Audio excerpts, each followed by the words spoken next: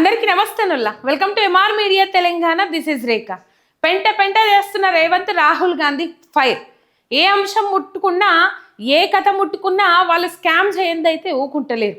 మనం చూస్తూ ఉన్నాం రేవంత్ రెడ్డి సర్కార్కి సంబంధించిన స్కాములు వరసెంబటి బయటపడతా ఉన్నాయి. మరి రాహుల్ గాంధీ దాకా ఎట్లా పోయింది, రాహుల్ గాంధీ ఎట్లా ఫైర్ అయినరు, సోనియా గాంధీ ఎట్లా ఫైర్ అయినరు, అగ్రనాయకత్వం ఏమన్నది, వీళ్ళని ఆడికి పిలిచిండ్రా లేకపోతే వాళ్ళ ఈడికి వచ్చిండ్రా, ఇవన్నీ ముచ్చట్లు మనం ఈ వీడియోలో మాట్లాడుకుందాం. ఒక్క సబ్స్క్రైబ్ చేసుకొని సపోర్ట్ చేయండి. మీ ఒక్క సబ్స్క్రైబ్ నాకు ఎంతో బలాన్ని ఇస్తుంది. రైట్, ముచ్చట్లకు పోతే నైని కోల్ బ్లాక్ వ్యవహారం ఏదైతే ఉన్నదో దానికి సంబంధించిన టెండర్ల విషయంలో జరిగిన కుంభకోణం దాదాపు సంవత్సరానికి 1,100 కోట్ల రూపాయలు 1,600 కోట్ల రూపాయలు వచ్చే ముచ్చట ఏదైతే ఉన్నదో దాంట్లో పెద్ద స్కామ్కు తెరలేపిండ్రు. పెద్ద స్కామ్ అంటే పెద్ద స్కామ్కు తెరలేపిండ్రు. తీగ లాగితే డొక్క కదిలినట్టు మొత్తం మీద ఎన్టీవీ కథనం కానుంచెలు మొదలు పెడితే దాదాపు ఈ కథనం వచ్చి కూడా వారం రోజులు అయిపోతుంది. మధ్యలో ఇంకో కొత్త పలుకు వచ్చింది.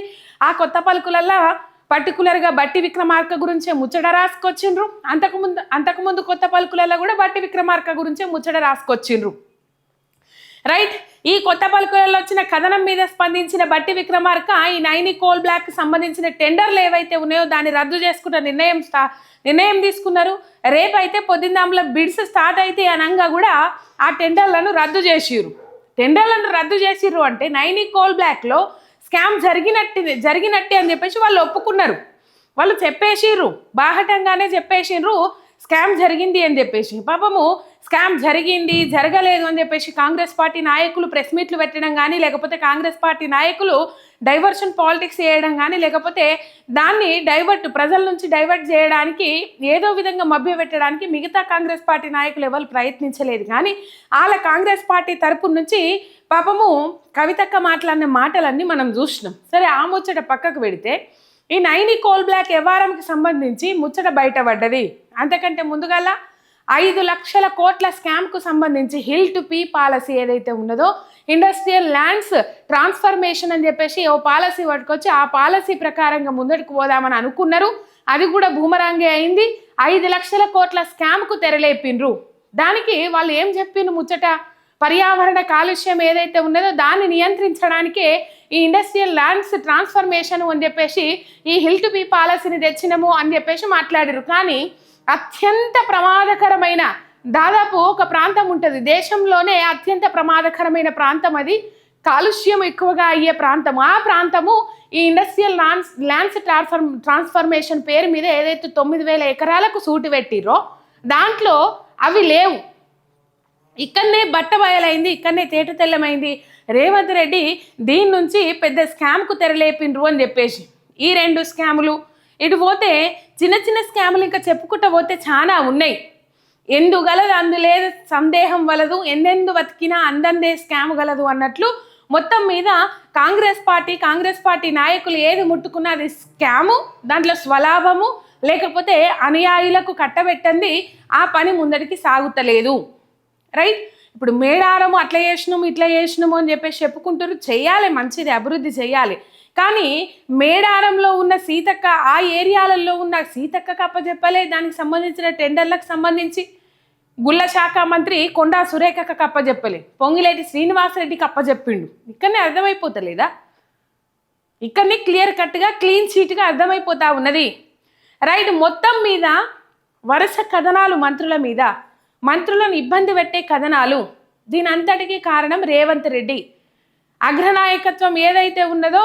ఇప్పుడే కాంగ్రెస్ పార్టీ పరిస్థితి మనం చూస్తూనే ఉన్నాం.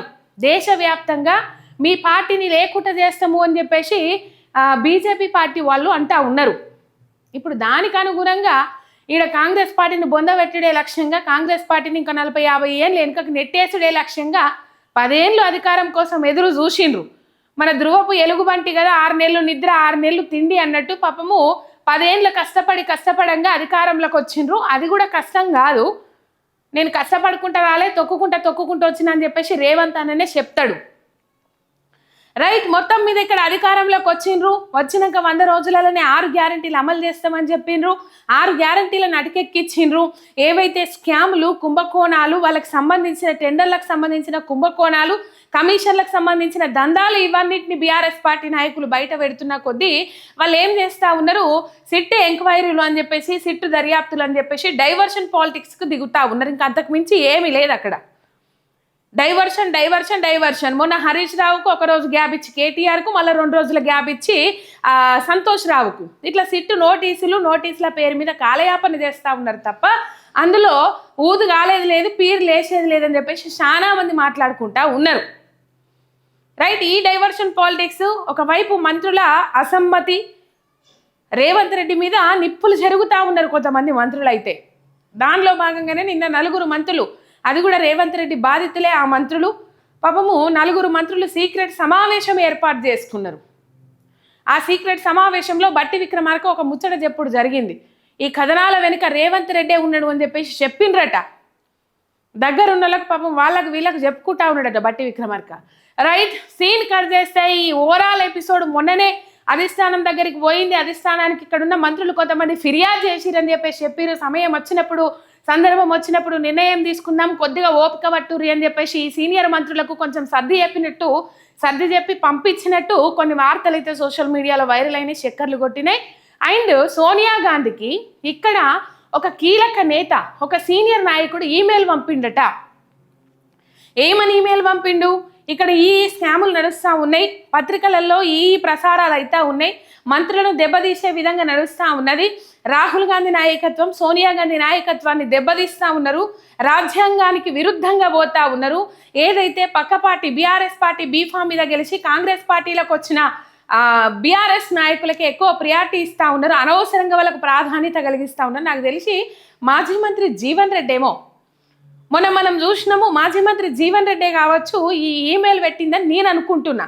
ఎందుకు అనుకుంటున్నా అంటే మొన్న గాంధీ భవన్లో మీటింగ్ జరిగింది. ఆ మీటింగ్కు బీఆర్ఎస్ పార్టీ నుంచి గెలిచి కాంగ్రెస్ పార్టీకి వచ్చిన సంజయ్ కుమార్ హాజరుపడ్డాడు. ఆయన వచ్చిరంగానే గాంధీ భవన్ నుంచి జీవన్ రెడ్డి బయటకు వచ్చేసిండు. ఉత్తమ్ కుమార్ రెడ్డిని, టీపీసీసీ అధ్యక్షుడు మహేష్ కుమార్ గౌడ్ను నిలదీసి మరి అక్కడి నుంచి వచ్చేసిండ్రు.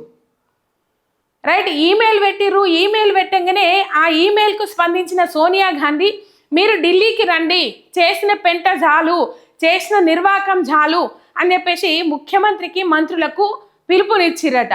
మరి ఆ సమావేశంలో, ఆ మీటింగ్లో ఏం నిర్ణయం తీసుకుంటారో ఏం కథ తెలియదు. కానీ తెలంగాణ కాంగ్రెస్ నాయకత్వం మీద ఫుల్ సీరియస్, ఫుల్ గరంగా ఉన్నది ఢిల్లీ కాంగ్రెస్ అగ్రనాయకత్వం అని చెప్పేసి అయితే వార్తలు వస్తూ ఉన్నాయి. మరి చూద్దాం ఇది ఏడు దాకా పోతుందో. చిన్నగా ఎన్టీవీలో మొదలైన కథనము చిలికి గాలివానైనట్టు మంత్రులకే ఎసరు తెచ్చే విధంగా కథనాలు, స్టోరీలు ఇట్లా నడుచుకుంటా ఇప్పుడు ఢిల్లీ అగ్రనాయకత్వం దాకా పోయింది. చూద్దాం ఏమవుతుందో. ఒక సబ్స్క్రైబ్ చేసుకొని సపోర్ట్ చేయండి. మీ ఎంఆర్ మీడియా తెలంగాణ ఛానల్.